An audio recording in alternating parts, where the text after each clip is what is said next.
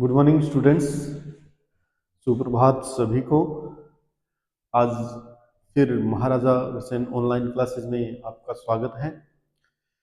मैं सुशील स्वामी, geography lecturer, आपके लिए आज ज्योग्राफी का एक नया टॉपिक लेके आया हूँ जो बीए, बीएड, बीएससी बीएड और फर्स्ट सेमेस्टर के लिए महत्वपूर्ण है। अब हमने जिस प्रकार से पिछले अध्याय में हमने पढ़ा था कि भी ज्वालामुखी क्रिया के बारे में हमने पढ़ा था, या ज्वार भाटे के बारे में हमने पढ़ा था, पृथ्वी की उत्पत्ति से संबंधित सिद्धांत हमने पढ़े थे, या प्रकार से हमने इनके अध्ययन हमारा जो है अनवरत रूप से जारी है। आज का जो टॉपिक है वो भी महत्वपूर्ण टॉपिक है, जो हम ज्योग्राफी में जिस प्रकार से जिसे हम भूकंप कहते हैं, भूकंप या अर्थक्वेक,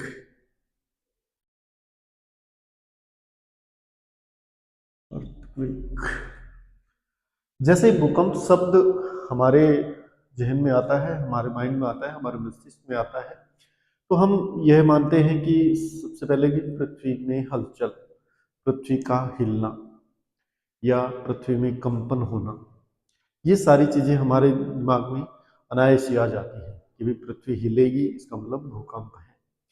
तो भूकंप की जो क्रियाविधि है वो पृथ्वी की आंतरिक संरचनाओं से निर्मित क्रियाविधि है। भूकंप का उत्पन्न होना अगर अपने माने तो इसके अनेक बहुत से कारण हैं। बाकी अगर देखा जाए तो पृथ्वी की जो आंतरिक संरचना है, उस आंतरिक संरचना में अगर परिवर्तन उत्पन्न होते हैं तो वो बाहरी धरातल पर जो है अपने यानी कि भूकंप के रूप में उनको देखते हैं।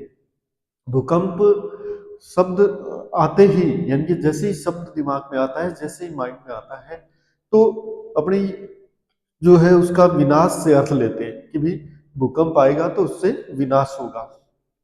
अब भूकंप की तीव्रता के अनुसार अगर देखें तो भूकंप कम या अधिक आते रहते हैं। भूकंप जो है अगर देखा जाए तो भूकंप की तीव्रता जिस प्रकार से अपने ये मानते हैं कि भी कम या अधिक होती है। भूकंप भूमि में कंपन, जिसे अपने ये कहते हैं कि भूमि में कंपन, भूमि में कंपन, भूमि में कंपन अधिकतर हम ये मानते हैं कि जो धरातलीय क्षेत्र, या अपने ये माने जो धरातलीय क्षेत्र अत्यधिक कमजोर होते हैं, कमजोर क्षेत्र होते हैं। पृथ्वी का जो ग्लोब है, उस ग्लोब में अगर देखा जाए तो कहने का मतलब कि ऐसे सभी क्षेत्र जो है यानी कि कठोर धरातलीय क्षेत्र नहीं है। अलग अलग अक्षांशीय क्षेत्र के अनुसार अगर देखा जाए तो सभी क्षेत्र जो है कठोर धरातलीय क्षेत्र नहीं है।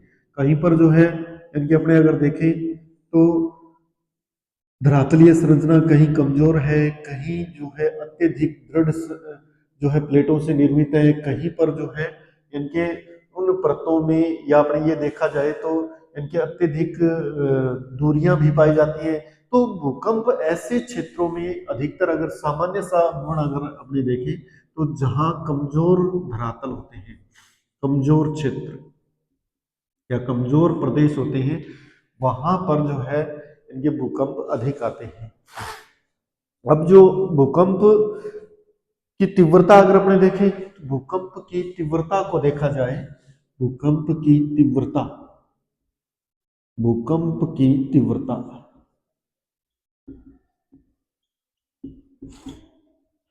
तीव्रता का अनुमान अपने जो है साधारण रूप से लगाते हैं कि जिस प्रकार से अगर छोटा कोई भूकंप आता है तो उसके कारण सिर्फ हलचल उत्पन्न होती है, यानी मतलब सिर्फ हलचल के द्वारा जो है ये सामान्य हलचल जिसे अपने कह सकते हैं।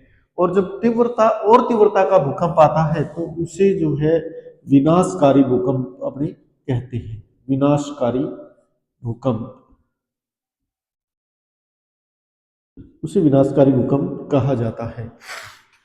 पृथ्वी में जो हलचल है, पृथ्वी में हलचल, पृथ्वी में हलचल भूकंप।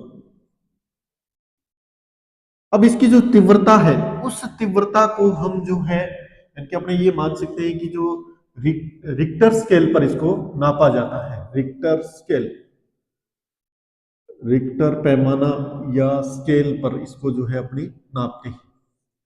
रिक्टर पैमाना जिसे कहते हैं, फ्रांसिस रिक्टर एक विद्वान था, उसने जो है ये पैमाना तैयार किया था। उसने ये बताया था कि लगभग अगर देखा जाए तो अधिकतर जो यानी कि तीव्रता होती है, वो तीव्रता जैसे मान लो कि अपने ये माने कि ये जो है 10 के गुणांक में चलती है तीव्रता। 10 के गुणांक में, 10 के गुणांक में, 10 के गुणांक से मतलब कि भी अगर भूकंप की तीव्रता पहले अगर भूकंप एक आया है और दोबारा जब ये भूकंप आता है तो इसका 10 गुना जो है यानी कि प्रभाव जो है भूकंप का होगा। कहने का मतलब 10 के गुणांक में ये चलती है। तो इस प्रकार से ये तीव्रता जो होती है, इस तीव्रता को अपने जो है 0 से 9 तक जो है इसको अपने देखते हैं। जहां भूकंप की तीव्रता 0 से 9 के मध्य, अब कई बार क्या होता है कि भूकंप जो है अगर तीव्रता 1 होती है तो इसका मतलब हमें जो है उसका पता ही नहीं चलता। 2 या 3, 4 के बाद और जैसे जैसे तीव्रता बढ़ती है 4 के बाद में फिर अपने को जो है भूकंप का एहसास होता है। भूकंप का एहसास। तो भूकंप की तीव्रता को जो है रिक्टर स्केल पर मापा जाता है, जिसे फ्रांसिस रिक्टर ने तैयार किया था। अब भूकंप को जो आलेखन किया जाता है, आलेखन या जिसे अपने भूकंप का मापन करके और आलेख किया जाता है, रिकॉर्ड किया जाता है, आलेखन, भूकंप का आलेखन किस पर किया जाता है? सिस्मोग्राफ पर जो है अपने इसे सिस्मोग्राफ, सिस्मोग्राफ पर इसे जो है अपने आलेखन करते हैं। सिस्मोग्राफ एक यंत्र होता है जो अपने ये माने कि धरातलीय क्षेत्र से, यानी जिस क्षेत्र में भूकंप आता है उस धरातलीय क्षेत्र से या धरातल से वो जुड़ा हुआ होता है और उस पर जो है एक यानी कि बेलनाकार रूप से जो है एक अपने ये मान सकते हैं कि भी आलेखन के लिए एक इस प्रकार का पिस्टन बनाया जाता है जिस पर जो है यानी कि कागज लपेटा जाता है और उस कागज पर एक लेखनी होती है। वो लेखनी जैसे ही यानी कि धरातल में भूकंप आता है तो वो लेखनी जो है इस प्रकार से वो अंकित करती है, जिस प्रकार से अपने ये माने कि भी यानी कि जो हार्ट की जो हार्ट बीट होती है उसको अपने मापते हैं, उसी प्रकार से भूकंप जो है इस प्रकार से भूकंप की जो है तीव्रता देखी जाती है। अब भूकंप यानी कि कम या अधिक तीव्रता जो है उसी के आधार पर होती है। जितनी वो रेखाएं ऊपर नीचे ज्यादा होंगी इसका मतलब जो है यानी कि वो तीव्रता या आलेखी मापनी पर जो है भूकंप उस क्षेत्र में अधिक आया है। इसी प्रकार से अब अगर देखा जाए भूकंप की जो आंतरिक रूप अगर अपने देखें, भूकंप के आंतरिक रूप में अगर देखा जाए तो जहां पर यानी कि जिन क्षेत्रों में जिस प्रकार से धरातलीय क्षेत्र है, ये धरातलीय क्षेत्र है, धरातल। अब जहां से भूकंप स्टार्ट होता है, जहां से भूकंप की क्रिया स्टार्ट होती है उसे अपने भूकंप मूल कहा जाता है, भूकंप मूल। और जहां पर यानी कि जिस प्रकार से भूकंप जो है लहरों के रूप में ऊपर की तरफ बढ़ता है, जिस धरातल पर भूकंप को अनुभव किया जाता है वो उसका एपी सेंटर कहलाता है, एपी सेंटर। अब ये जो एपी सेंटर है इसके यानी कि व्यास के रूप में चारों ओर से इस प्रकार से जो है लहरों का अनुभव किया जाता है कि भी कौन से क्षेत्र में भूकंप की क्रियाविधि हो रही है। तो ये इसकी यानी कि रेडियस जो होती है, ये रेडियस जो है चारों ओर से ये इस प्रकार से इससे जो है अनुमान लगाया जाता है कितनी दूरी पर जो है भूकंप के झटके अनुभव किए गए हैं। जैसे जैसे अपने यानी कि दूरी इससे एपी सेंटर से दूरी बढ़ती जाती है, इससे दूरी बढ़ती जाती है, वैसे वैसे जो है भूकंप की तीव्रता कम होती जाती है। भूकंप की तीव्रता, भूकंप की तीव्रता में कमी, जैसे जैसे दूरी बढ़ेगी वैसे वैसे भूकंप की तीव्रता में कमी आती है। तो अपने ये मान सकते हैं कि जैसे ही अगर कहीं पर जिस प्रकार से अगर पाकिस्तान में भूकंप आता है तो अपने तक आते आते जो है यानी कि अगर तीव्रता उसकी कम है तो अपने तक आते आते अपने सिर्फ उसको इनकी हलचल ही महसूस करते हैं। तो कहने का मतलब कि भूकंप जहां से स्टार्ट होता है उसे भूकंप मूल या उसे अपने फोकस के रूप में जानते हैं, या इस क्षेत्र को अपने जो है अधिकेंद्र भी कहते हैं। अधिकेंद्र, अधिकेंद्र से जितनी दूरी पर जो भी क्षेत्र या प्रदेश होगा उतनी ही भूकंप की तीव्रता कम होगी। अब अपने देखेंगे कि भी भूकंप के कारण कौन कौन से हैं, क्या कारण है भूकंप आता है, किस कारण से भूकंप का आना जो है होता है। तो भूकंप मुख्य रूप से अगर देखा जाए तो एक प्राकृतिक आपदा है, और ये प्राकृतिक आपदा जो है सबसे पहला कारण अगर अपने देखें तो वो जो है ज्वालामुखी क्रिया। ज्वालामुखी क्रिया अपने देखते हैं कि भी यानी कि जो आंतरिक भाग है पृथ्वी का, उस पृथ्वी के आंतरिक भाग में जो है अनेक हलचलें पैदा होती रहती है, यानी अनवरत रूप से जो है, यानी कि लगातार 24 घंटे जो है अनेक प्रक्रियाएं जो है इस धरातल के नीचे होती रहती है, जो हमें दिखाई नहीं देती, लेकिन अनवरत रूप से वो प्रक्रियाएं चलती रहती है। जिस प्रकार से भी मैग्मा का बनना, लावा पदार्थ का बनना, लावा पदार्थ का प्रवाहित होना, एक स्थान से दूसरे स्थान पर गति करना, ये सारी चीजें जो होती हैं ये पृथ्वी के नीचे गहराई में होती रहती है। अब जब ज्वालामुखी क्रिया उत्पन्न होती है तो ज्वालामुखी लावा जो पदार्थ होता है, ज्वालामुखी लावा जिस यानी कि नलियों के द्वारा जो है ऊपर की तरफ प्रवाहित होता है, इस प्रकार से नलियों की तरफ, नलियों में जो है ज्वालामुखी लावा जो है प्रवाहित होता है।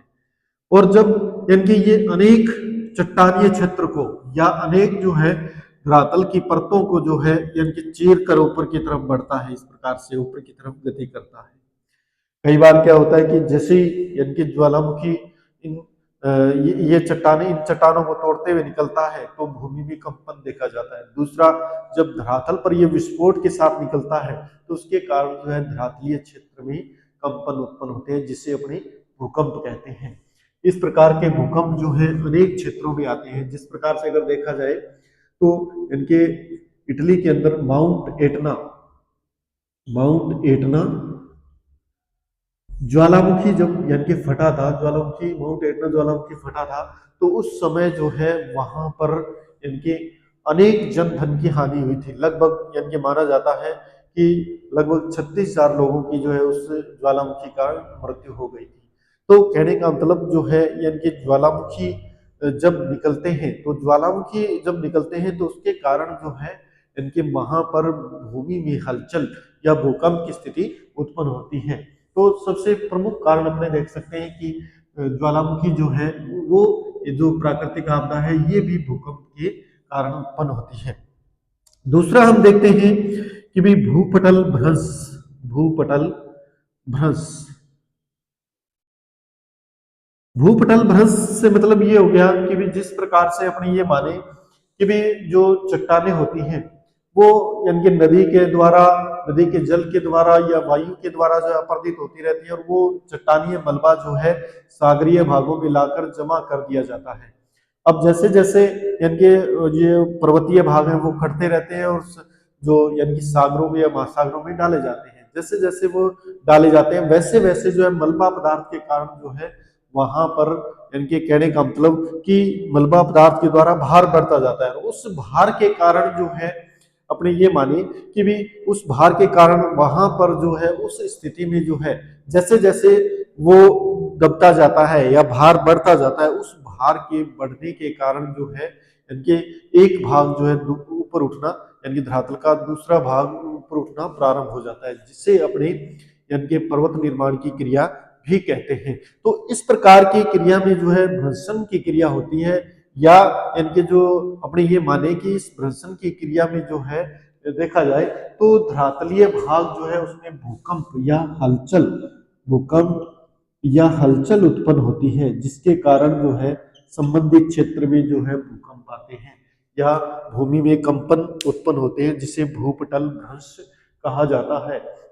इस प्रकार के जो भूकंप है अधिकतर अगर देखा जाए तो इस प्रकार के भूकंप अपने जो कैलिफोर्निया में 1872 में जो भूकंप आया था, वो भूकंप जो है इसी भूपटल भ्रंश के कारण उत्पन्न हुआ था।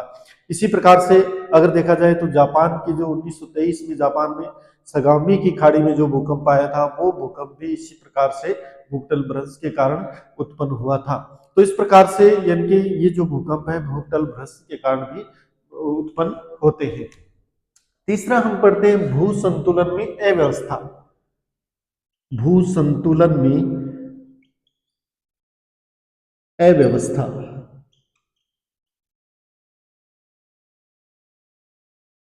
भू संतुलन में अव्यवस्था से मतलब ये कि भी पृथ्वी में जो है यानी कि जब तक संतुलन की स्थिति है, या आपने ये माने कि जहां संतुलन है वहां पर जो है पृथ्वी बिल्कुल शांत रहती है।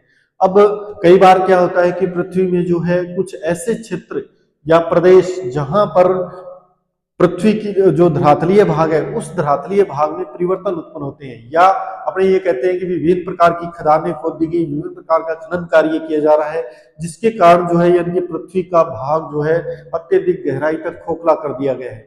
या कोयले की खदानें हैं, या ग्रेनाइट की खदानें हैं, या यानी कि अन्य खनिज धातुओं की खदानें हैं, तो उसके कारण धीरे धीरे जो है इनके जो धरातलीय भाग, जो पृथ्वी का गहराई वाला भाग है, उसको जो है अत्यधिक खोखला कर दिया गया है। अब इस प्रकार के जो इनके कहने का मतलब कि पृथ्वी में असंतुलन उत्पन्न होना प्रारंभ हो जाता है। जैसे ही पृथ्वी में असंतुलन उत्पन्न होता है तो भूमि में कंपन की स्थिति उत्पन्न होती है। इस असंतुलन के कारण जो है भूकंप उत्पन्न होते हैं, या भूमि में हलचल उत्पन्न होती है। असंतुलन, जब तक संतुलित अवस्था में पृथ्वी होती है तब तक जो है पृथ्वी में किसी प्रकार की हलचल उत्पन्न नहीं होती है। लेकिन जैसे ही पृथ्वी के आंतरिक भाग में या पृथ्वी के बाहरी भाग में जब यानी कि असंतुलन होता है, तो उस संतुलन को यानी कि उस असंतुलन को संतुलित करने के लिए पृथ्वी में हलचल उत्पन्न होती है, और जिसे अपने भूकंप का नाम कहते हैं। 4 मार्च 1949 को 4 मार्च 1949 को जो भूकंप आया था हिंदू कोह के अंदर, वो इसी प्रकार का भूकंप था। हिंदू कोह में इसी प्रकार का भूकंप आया था, जिसे संतुलन मूलक भूकंप कहा जाता है। तो कहने का मतलब कि जब संतुलित अवस्था में पृथ्वी रहती है तब तक किसी प्रकार की हलचल नहीं होती, लेकिन किसी कारणवश या दबाव के कारण, या यानी कि अपर्दन के कारण, या किसी अन्य यानी कि धरातलीय कारण के कारण जब यानी कि असंतुलन, पृथ्वी में असंतुलन होता है, तो उसके कारण जो है अपने देखते हैं कि धरातल में भूकंप की स्थिति उत्पन्न होती है। इसके बाद अपने देखते हैं अगला बिंदु, अपने देखते हैं कि भी जलीय भार। जलीय भार। जलीय भार। जलीय भार। जलीय भार से मतलब कि अपने जिस प्रकार से बहुत बड़ी परियोजनाएं अपने चलाते हैं, जिस प्रकार से बांध परियोजनाएं हैं, नदी परियोजनाएं हैं, तो जल को रोक कर जो है अपने एक स्थान पर इकट्ठा करते हैं।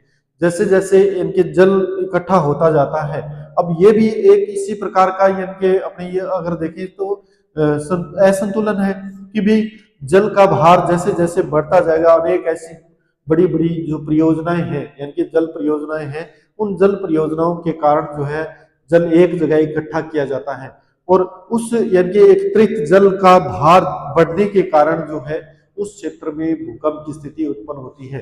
जिस प्रकार से इसका अगर उदाहरण अपने देखें, एग्जांपल अगर अपने ले, तो 1950 में आया महाराष्ट्र के कोयना में,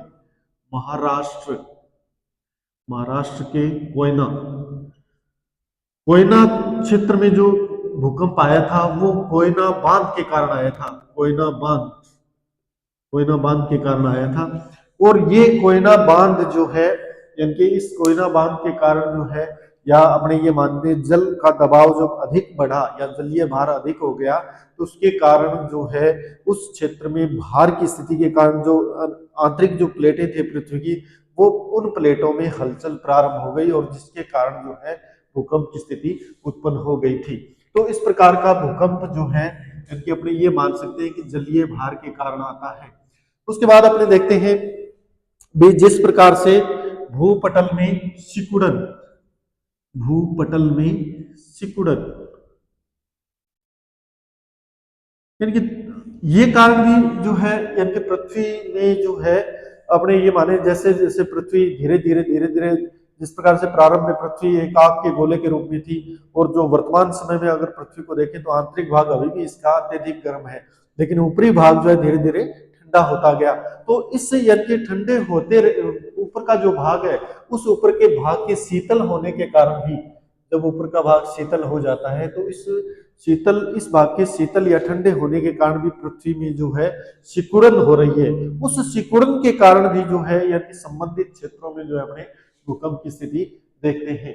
तो कहने का मतलब यानी कि भूपटल में जो सिकुड़न उत्पन्न होती है, या जैसे जैसे कोई भी भाग होता है वो अगर ठंडा होता जाता है तो उसमें सिकुड़न आती जाती है। उसी प्रकार से यानी कि वैज्ञानिक ये मानते हैं कि भी यानी कि जैसे जैसे इसमें सिकुड़न आ रही है, उस सिकुड़न के कारण भी पृथ्वी में जो है भूकंप की स्थिति या भू हलचल की स्थिति उत्पन्न होती है। अगला अपने देखते हैं गैस का फैलाव। गैस का फैलाव, गैस का फैलाव से मतलब कि जो पृथ्वी की जो आंतरिक संरचना है, उस आंतरिक संरचना में हम ये मानते हैं कि अनेक प्रकार के खनिज पदार्थ पाए जाते हैं, अनेक प्रकार की चट्टानें पाई जाती हैं। अब इन और इतनी अधिक और गहराई पर जैसे जैसे जाते हैं तापमान बढ़ता जाता है, तो पृथ्वी का आंतरिक भाग अत्यधिक तप्त अवस्था में है, जहां पर जैसे जैसे ज्वालामुखी क्रिया उत्पन्न होती है तो जलीय भाग यानी कि कुछ जलीय भाग भी होते हैं, और वो जलीय भाग जो है जैसे जैसे इनके अत्यधिक टेम्परेचर के कारण वो जो है गर्म हो जाते हैं, और गर्म होकर वो जल जो है भाप बन जाता है। और यही भाप जो है इनके यही भाप जब अपने ये माने कि गैसों के साथ मिलकर, गैसों के साथ अनेक गैसों के साथ मिलकर जो है ऊपर की तरफ प्रवाहित होना प्रारंभ कर देती है, और धरातल के नीचे धक्के लगाती है, धरातल के नीचे धक्के लगाती है, जिसके कारण जो है ये धरातलीय भाग में हलचल उत्पन्न होती है या भूकंप की स्थिति उत्पन्न होती है। तो ये सभी कारण जो है भूकंप के आने के कारण होते हैं। और हमने पढ़ा कि जिस प्रकार से भूकंप कहाँ अधिक उत्पन्न होते हैं, जहां पर धरातलीय क्षेत्र कमजोर होते हैं, जिन क्षेत्रों में धरातल की परतें जो है कमजोर पाई जाती हैं, वहां पर इस प्रकार के भूकंप अधिक आते हैं। या जिन क्षेत्रों में यानी कि भूमि में खनन की मात्रा अधिक हो गई या खनन का क्षेत्रफल अधिक हो जाता है, तो उस क्षेत्र में भी भूकंप की स्थिति उत्पन्न होती है। तो इस प्रकार से इसी प्रकार से अगर भूकंप के कारणों की स्थिति अपने देखें, तो भूकंप के कारण जिस प्रकार से अगर देखा जाए ज्वालामुखी क्रिया है, या भूपटल में भ्रंश है, या अपने ये माने कि जलीय भार है, या भूपटल में सिकुड़न है, या गैस का फैलाव है, तो ये सारे कारण जो है भूकंप उत्पन्न होने के कारण होते हैं। और भूकंप जहां से स्टार्ट होता है, जहां भूकंप उत्पन्न होता है, सबसे पहले जहां से प्रारंभ होता है उसे अपने भूकंप मूल कहते हैं। और जहां धरातलीय भाग पर सबसे पहले उसे अनुभव किया जाता है, वो क्षेत्र उसका एपिसेंटर या अधिकेंद्र कहलाता है। और अधिकेंद्र से जैसे जैसे दूरी उसकी यानी कि रेडियस में बढ़ती जाती है, वैसे वैसे भूकंप की तीव्रता भी कम होती जाती है। कहने का मतलब जिस एपिसेंटर से अगर कोई भी क्षेत्र अधिक दूरी पर है, तो वहां पर भूकंप की तीव्रता कम होगी, और जैसे जैसे एपिसेंटर की तरफ आते हैं वैसे वैसे भूकंप की तीव्रता बढ़ती जाती है। और भूकंप को यानी कि जिस मात्रक में नापा जाता है, या जिसकी इकाई होती है भूकंप की, वो इकाई रिक्टर स्केल या रिक्टर पैमाना होता है, जिसे फ्रांसीसी रिक्टर ने जो है इनके बनाया था। और भूकंप का मापन जो किया जाता है वो 10 के गुणांक में किया जाता है। कहने का मतलब अगर किसी क्षेत्र में एक भूकंप आता है, तो अगर दोबारा वही भूकंप की स्थिति उत्पन्न होती है, तो वहां पर उससे 10 गुना ज्यादा विनाश होता है। तो कहने का मतलब इस प्रकार से जो यानी कि अपने देखते हैं कि भूकंप जो है जो नापा जाता है, या भूकंप जिस पर नापा जाता है उसे सिस्मोग्राफ, या अपने ये मान सकते हैं कि उस उपकरण को सिस्मोग्राफ के नाम से जाना जाता है। धन्यवाद स्टूडेंट्स। कल फिर हम भारत आकर्षण ऑनलाइन क्लासेस में आपके लिए अध्ययन सामग्री लेके आएंगे। धन्यवाद।